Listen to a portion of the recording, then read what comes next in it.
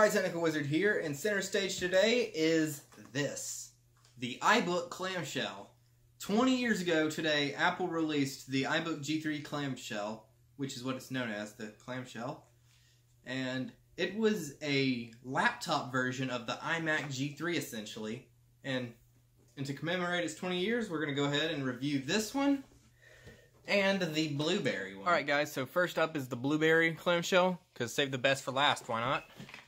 And I got this clamshell for Christmas in 2016 because my original clamshell that I had, my first one was a tangerine, and I got it in May of 2012, and it broke a year later, like exactly a year later. So, and I just chucked it because I didn't know what was wrong with it because I was dumb back then, and the only thing that was wrong with it was a failing hard drive. So I wish I'd kept it so I could have fixed it. But this is my Blueberry clamshell. I have the Apple logo, but it doesn't stay in, so I just take it off so I don't lose it. This carrying handle is kind of in a pickle right here because it doesn't want to stay down. If I take that tape off, and well, it has this writing on the back, and the battery isn't that good anymore because it barely holds a charge. And this model does not have FireWire, but if you look at it, all of the keys are still on it. The trackpad's really worn out as well as the palm rest. I replaced the screen on it at one time because it got busted accidentally. But this unit does work, so I'll go ahead and power it up.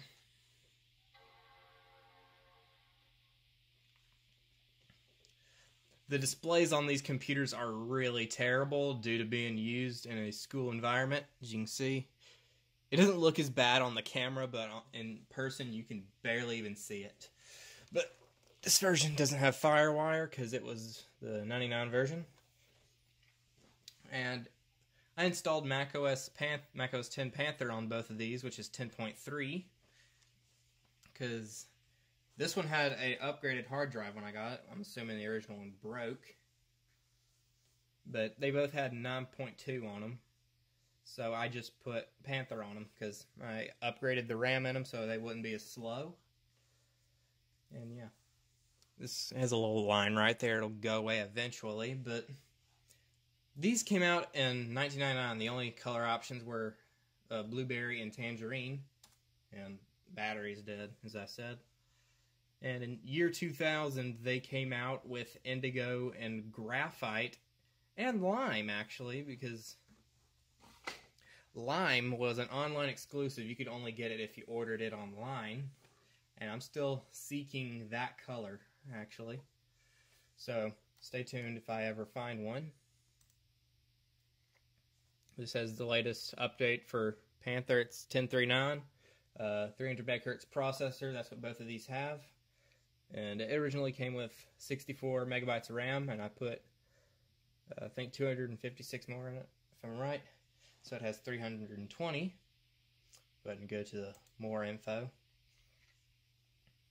But the later models of the iBook had a 10 gigabyte hard drive, if I'm not mistaken. The original one in these laptops was a 6 gigabyte. Because in the Tangerine it has a 6 gigabyte, but this one was upgraded to a 40 gigabyte hard drive, if I'm right. We'll just go ahead and go to the ATA section. Yep. No, it's a 30 gigabyte, I was wrong. It's a Hitachi hard drive. It has a regular CD-ROM drive, but the 2000 models had DVD drives. So we'll go ahead and close that out. And I think it was early 99 or like late 1999 or early 2000, they made a iBook Clamshell special version. They paired up with G-Mini, and what they did was they just closed it, took the screen out, and put the screen right here, made it touchscreen, and put all of the ports up here, as well as the power switch. It didn't have a keyboard or anything. You couldn't open it. But it was a tablet. Now those are, the chances of coming by those are like 1 in 100,000. So I'm obviously never ever going to have one of those. But that's just a little fun fact. And I'll go ahead and shut this off and show you more of the exterior of the computer. Alrighty, so we're off of the tripod, and I'm going to go ahead and unhook this. The chargers that came with these computers were an Apple 45-watt power adapter. They're known as the yo-yo plug, and they have this giant plug on the end. It has this little translucent wire. But the later models had the white plug, kind of like on the Sage iMac over there. But there's the trackpad, speaker, and everything. You probably already know, but I'm reviewing this as if you don't know about it. And got that school environment writing on it. And this is where the battery is, so I'm going to go ahead and get a coin here, and we'll remove it.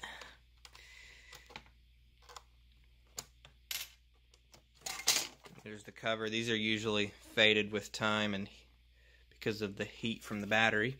Just stick that over there.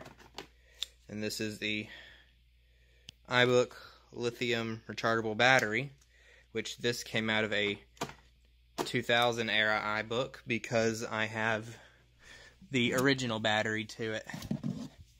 This is what the batteries looked like originally. They had more of a circular look, while these had a more flush and rectangular look. But they fit just the same, and I just keep this one just because why not?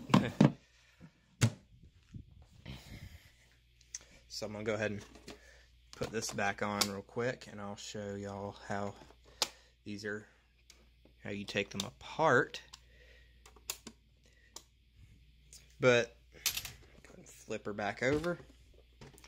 All you had to do was open the lid, undo this right here,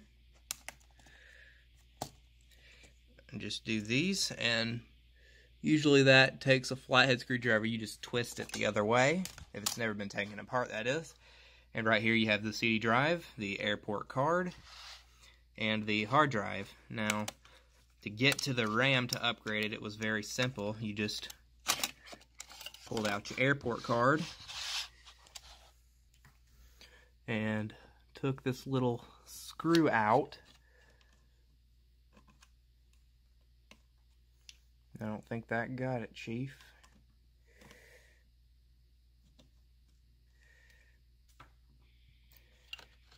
And let's see here. Oh, there's one more. No wonder.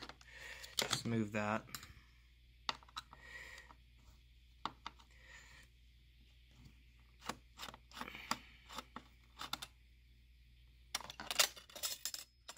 And just took that little heat shield off, and there is your RAM right here. That's the slot where you could put more in. I said this is a 256, and right here it just had a few modules, which made 64. If you want to take this apart further, you had to unhook the keyboard, which isn't that hard. As for replacing the hard drive, you had to take everything apart, like take the screen off, take the palm rest off. I've never done that on one of these, replaced a hard drive, but I know the principle of how, but I hope to never do it. That's why the Tangerine clamshell still has the original hard drive, because it works, that's all I care about, and it would be too much trouble to replace it anyways.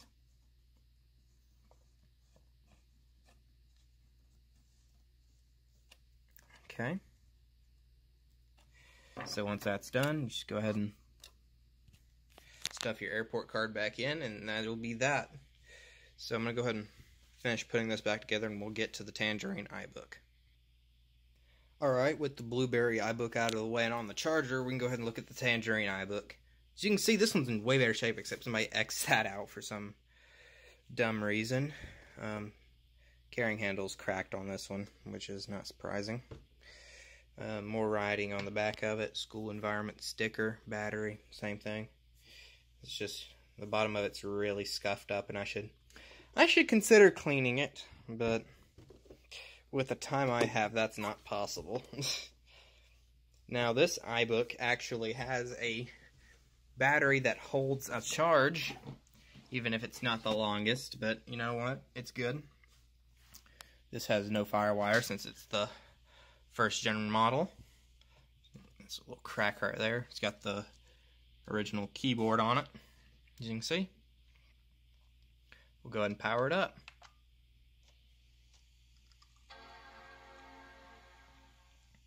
Brings a tear to my eye every time I hear that startup sound, because Apple decided it would be awesome to say, yo, let's not put these in our new Macs. But anyways, when I got this iBook, I thought the screen flickered for a second, but I'm just paranoid. When I got this iBook, it didn't have this little tray thing, so I had to order one off of eBay for like $5. But this drive works. It's just a standard CD-ROM drive. I got this iBook all the same day as the Blueberry one, but this is the same thing as my first iBook Clamshell, because the first one I had was a Tangerine. It actually had this, surprisingly. It didn't come from a school environment. I think it came from an individual, but it had that same crack right there. It looks like it's a common thing on these computers, but I don't think it had the original keyboard. Could be wrong. But here we are on macOS Panther, and this has one of those lines similar to the other computer. And enjoy my little Owie Yaggy wallpaper. If anybody wants these wallpapers, then I'll put them in the description, just ask. But as you can see, this iBook actually holds a charge. 2 hours remaining. Imagine using one of these in the modern day. As you can hear it has that original grindy Toshiba 6GB hard drive that came with it. 320 megabytes of RAM, same as the other computer. If I had a picture of the G-Mini iBook, then I would show it on here, but I don't. But they're like super rare, and they had a little stand that came with them, which the chances of finding that is like 0. What a click scuzzy. But as you can see, Toshiba hard drive. It's the original 5GB. And this one has an airport card as well. This trackpad doesn't like me. Wireless card type, airport, 8.7 firmware. And both of these came standard with a dial-up modem. I should try it one day, but AOL Instant Messenger shut down in 2017, so there really wouldn't be much to do with it. But every time you put these on sleep, they had a little green light right here, which is neat. I remember seeing this a long time ago, and my iBook wasn't charging, and I thought, hey, is this thing messed up? But the thing is, I didn't have an original charger, and you have to put it a certain way if it's an aftermarket charger, so yeah. I was just young and dumb. This was before I had YouTube or anything, so... But I guess that's it for this video. So I hope y'all enjoyed this. Be sure to like, comment, and subscribe, and hit the bell. That really helps me out a lot. And as for my next video, it's going to... I'm not going to say anything, but I don't think y'all will be disappointed. So be sure to like, comment, subscribe, and hit the bell for more, and I'll be seeing y'all later.